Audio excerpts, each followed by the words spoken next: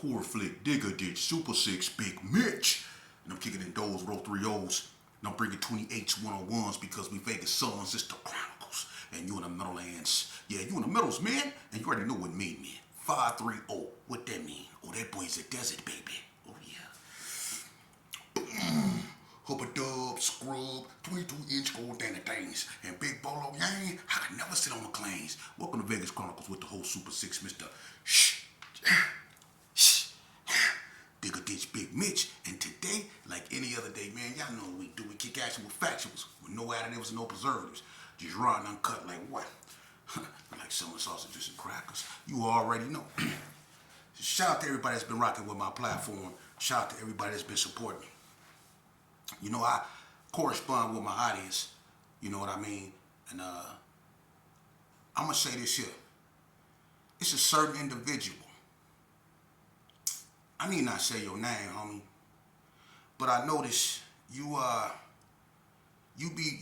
tend to be very disrespectful. I don't know if you speaking from a California standpoint or wherever you speaking from, you know. But the interview I did with my Brody Jody Snow, you had some very disrespectful things to say about that. The trash can emoji, all that old stuff, you know. And other videos I did, you had some negative things to say. Honestly, I don't normally respond to that type of stuff. But when you said Golden Circle, which is a California bread gang started by Big Dan, and whether he from Queen Street Bloods or Inglewood, he from Inglewood. All right?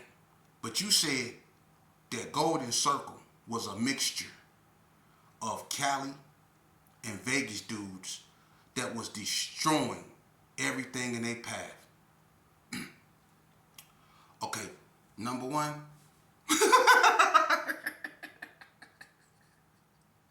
And number two.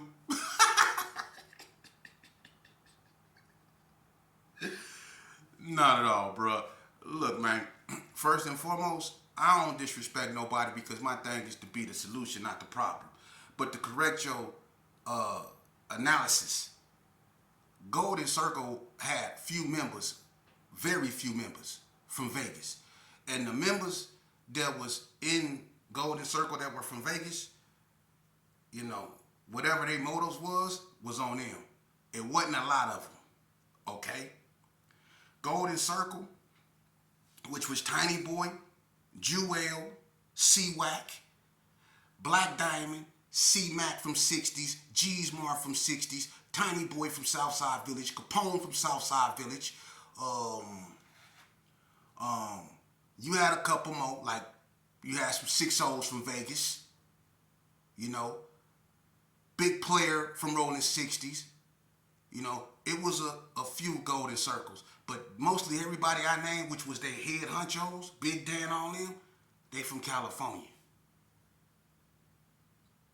They from California. They wasn't wrecking everything in their path, man. They was in Ely on lockdown. And anything they hit or anything that they got at, it was controlled because Ely was locked down. Ely been locked down since Ely opened up in 1989. Ely Max. That's what Golden Circle formed. Ely, that's the address. 1989. That's when Ely was opened up in 1989, man. Now, Golden Circle started probably in the mid 90s. I would say after 94, somewhere up in there. I ain't gonna say 94, but up in there.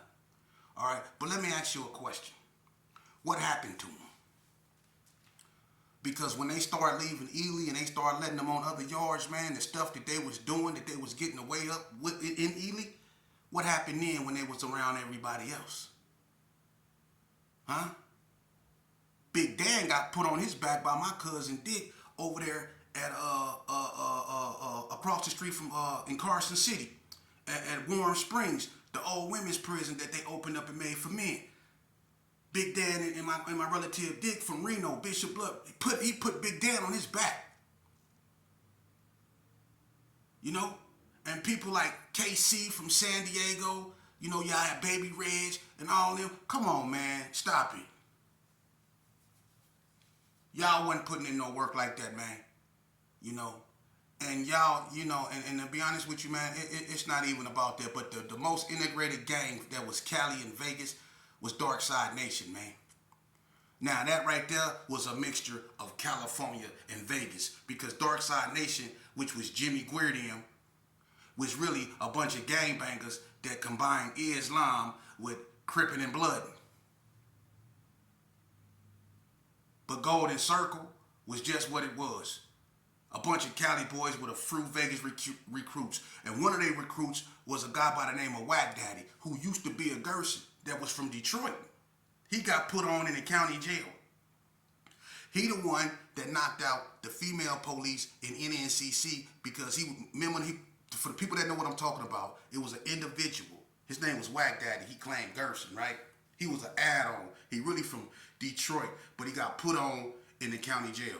And I ain't gonna lie, I did it. You know what I'm saying? Everybody remember him. He was my cellie. I was in the county jail with Ern P, Twin, Tony Polk, G Stone, Red Mac from Paru, Ms. Ike from the coast. It was a bunch of people up in there. But this cat right here, I liked him because he was about that life. And we both was in there for some, messed up crimes. So me and him got cool. And I liked him, and he wasn't from Vegas, he was from Detroit, but I liked his demeanor, so I put him on. And when he got to the pen, the Gersons embraced him. Well, what he ended up doing, because he put in a lot of work on that yard, got a crown on his chest and everything, but he went to the hole and he got into it with a police female because he wouldn't get off the phone. He just found out his mama was unalived by her boyfriend, and his mom was pregnant, and her boyfriend unalived her. So he on the phone having a meltdown, and she trying to make him get off the phone. He knocked her out in the hole. Everybody remember that. He knocked her out. They couldn't even wake her up. He knocked her out. Miss Stewart, the racist white woman that used to wear the lightning bolt earrings. He knocked her out, right? So he go to Ely. But when he go to Ely at a time when it's really, tense. The Gersons especially was warring with the Cali boys.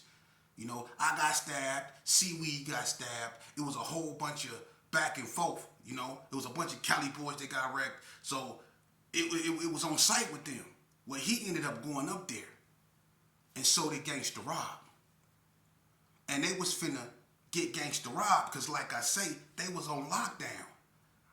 But still, they sent all the Cali boys up there to separate them from the Vegas boys. So all the Cali boys got deep in Ely, right? But it ain't no movement. So how you go destroy something when you barely got movement? You see? So that was a lie right there. But they did put a hit on Gangsta Rob. And what they did was they sent the same cat that I put on because they broke him. When he went up under there, they slid a kite up under his door. And he opened the kite up and read it. And when you do that, that means you win or you got to go. So if somebody ever kick a kite up under your door, this back during then, when we was in Ely Max, if somebody kick a kite up under your door, you kick it back from up under there. You don't touch it, you don't read it, you don't do none of that. If you read that, that's on you. You in. Because now you know what it is about them that you shouldn't know. So you got to be a part of them or you got to go. He chose to be a part of them. But he just couldn't be a part of them. He had to show loyalty and allegiance. And the only way he could do that was to stab Gangsta Rob. And it's the cold part. You know what saved Gangsta Rob? K Loco from Reno. Yeah, from Brams. K Loco, Kevin Robinson. He went and told Gangsta. Because Gangsta used to mess with Whack Daddy. He was the only one he used to talk to, but he told Gangsta, watch this cat, man. He go, Gangsta couldn't believe it because we embraced this cat. But Golden Circle sent him, that used to be a Gerson, to stab a guy that used to be the head honcho of the Gersons. Golden Circle did that. But as far as wrecking everything, that's a lie, man.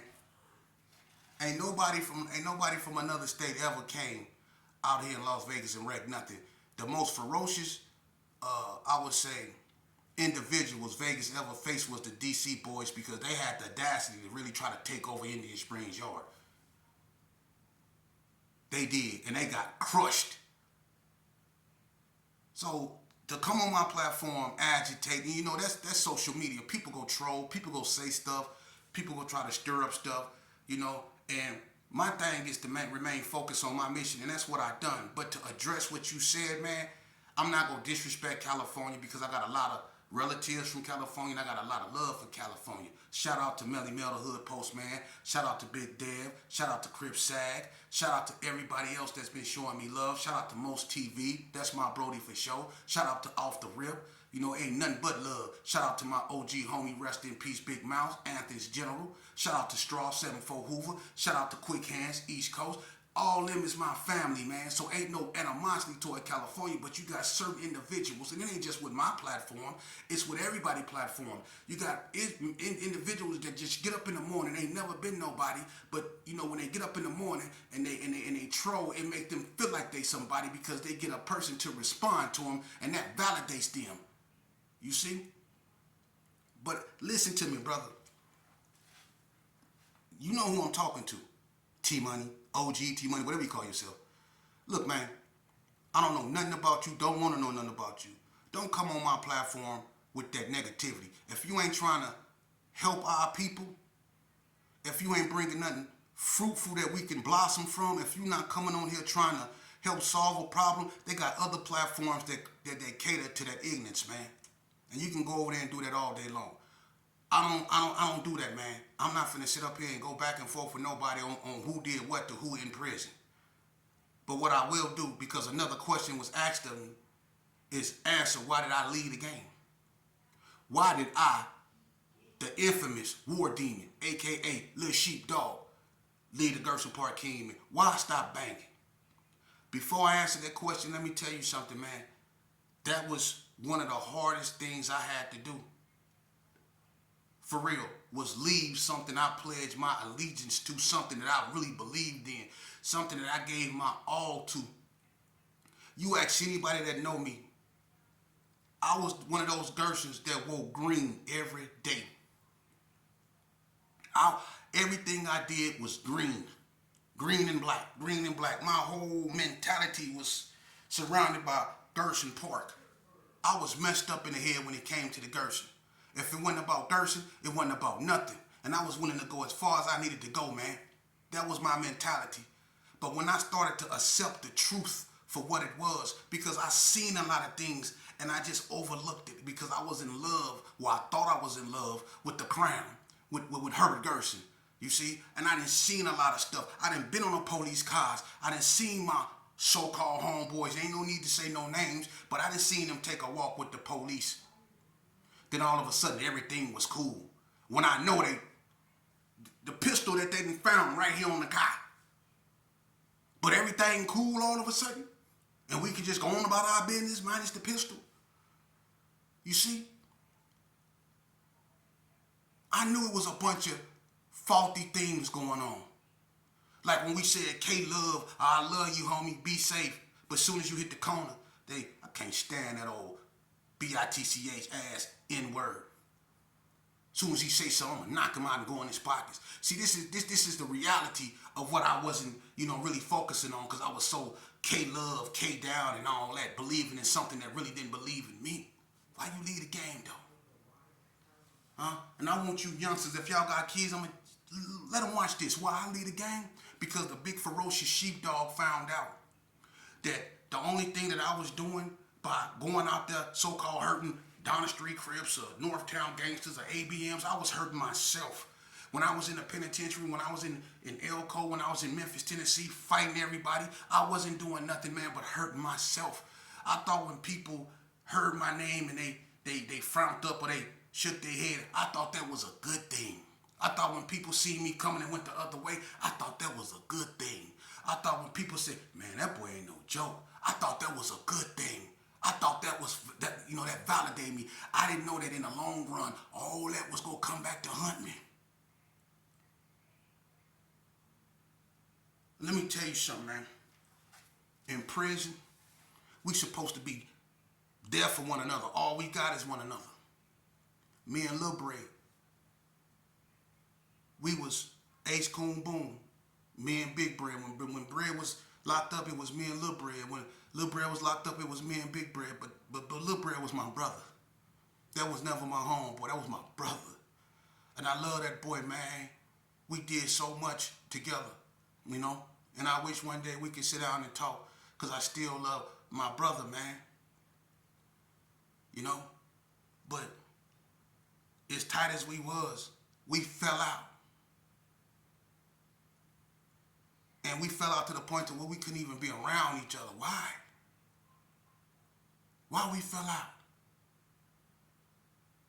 Because I felt he should have destroyed his life to appease my feelings, because Big Bread was unalive. So I felt he should destroy his life, put himself in a position to where he ended up on death row, or put himself in a position to where he ended up under that grass. But at least I would have felt better because he did something about Big Bread. See how selfish I was? I didn't care that he had stuff to lose. I didn't care that he had a life too.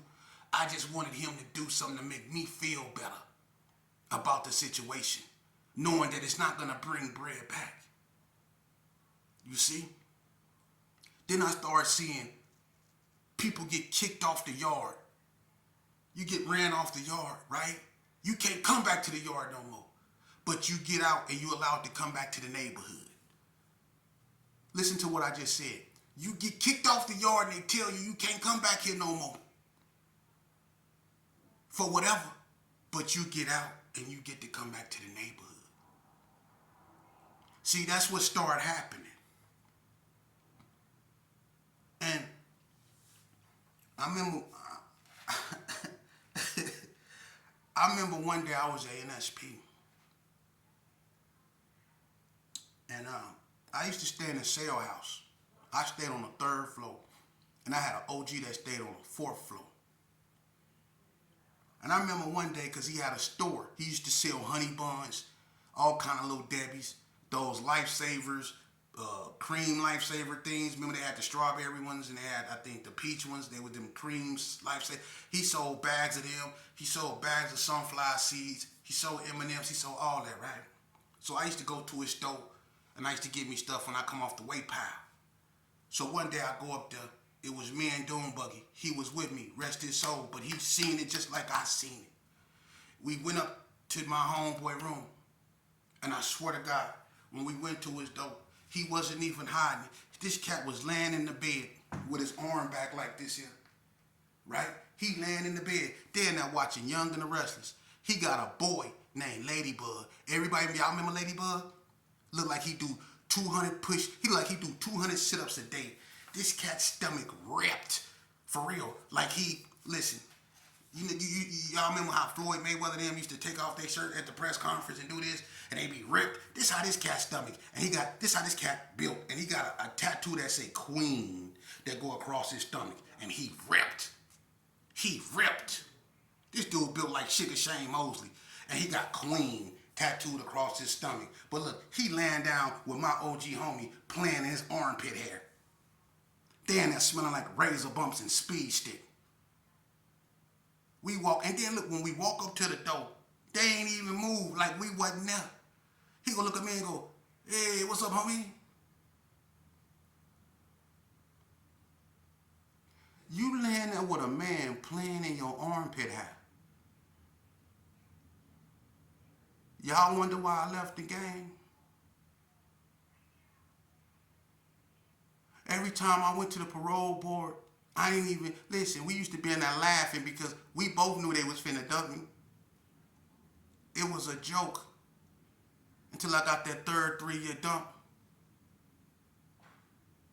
Yeah. See, I left the game because I realized it was just a game. It wasn't real.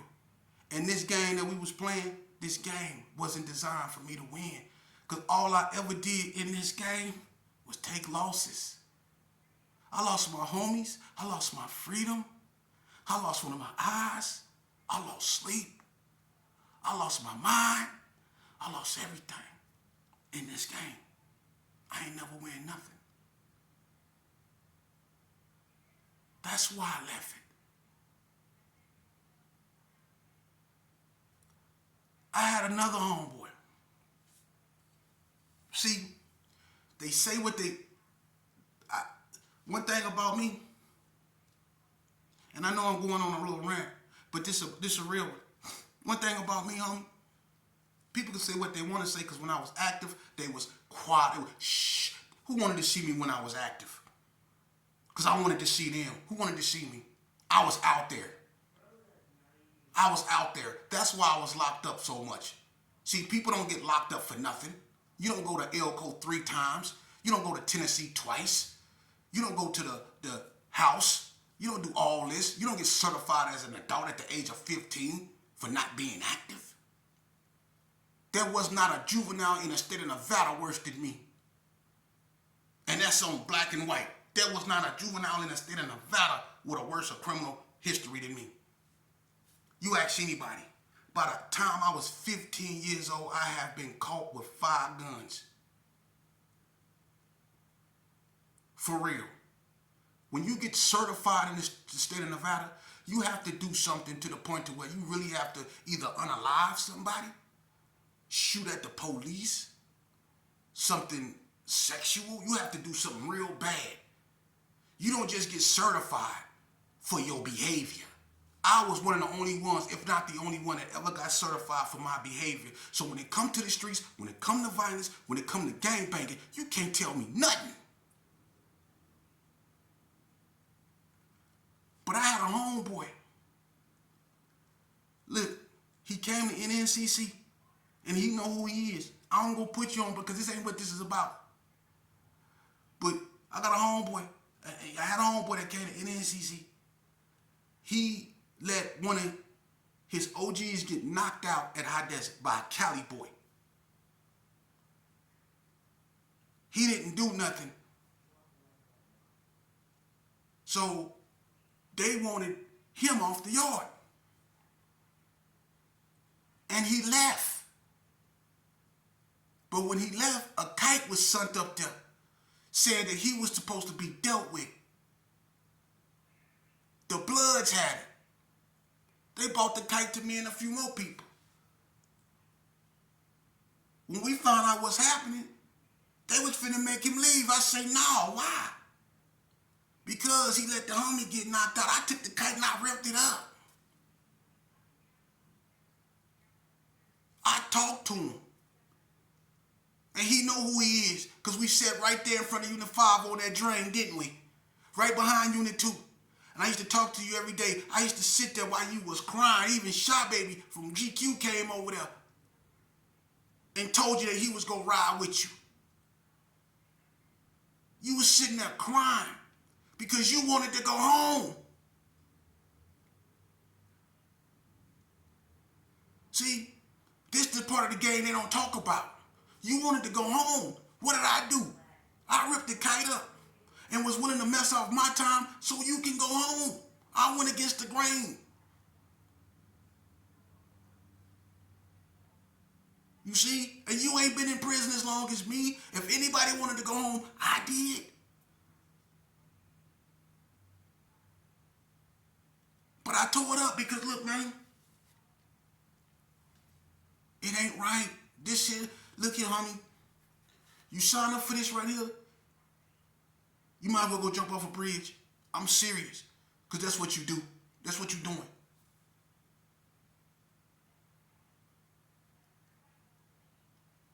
Look, man.